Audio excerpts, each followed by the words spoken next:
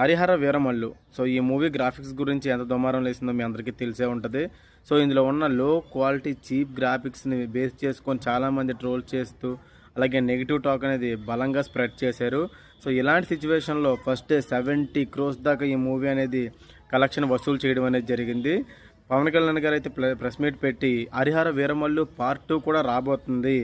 So fans కోసం ఖచ్చితంగా part 2 కూడా తీయబోతుంది. ఇప్పటికే 20-30% షూట్ జరిగింది అని వ్యాఖ్యలు చేసుకుంటూ వచ్చారు. దాంతోపాటుగా పవన్ కళ్యాణ్ గారు తీసుకున్న రెమ్యునరేషన్ కూడా సినిమా రిలీజ్ అవ్వక ముందే ఏఎం రత్నం గారు ప్రొడ్యూసర్గా సేవ్ చేయడానికి కొంతవరకు వెనక్కి ఇచ్చారని కూడా చెప్పుకుంటూ వచ్చారు. సో ఈ మూవీ ఇప్పటి వరకు 250 కోట్లు కలెక్షన్ వసూలు చేయాలి. 2 డేస్లోనే 100 కోట్లు కలెక్షన్స్ అయితే వసూలు చేయడం జరిగింది.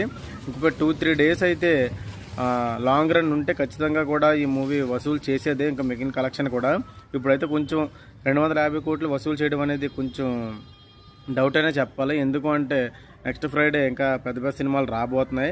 దాంతోపాటుగా ఇప్పుడు ఆంధ్ర తెలంగాణలో అయితే విపరీతంగా వర్షాలు పడుతున్నాయి. వర్షాల కారణంగా కూడా కొంతవరకు మూవీకి మైనస్ అయ్యే అవకాశం ఉంది. సో ఫైనల్గా హరిహర వీరమల్లు అయితే 200 కోట్ల వరకు కలెక్షన్ వస్తుందని చెప్పి ట్రేడ్ అయితే చెప్తుంది. మీరు ఎన్ని వస్తుంది అనుకున్నారో కామెంట్ చేయండి.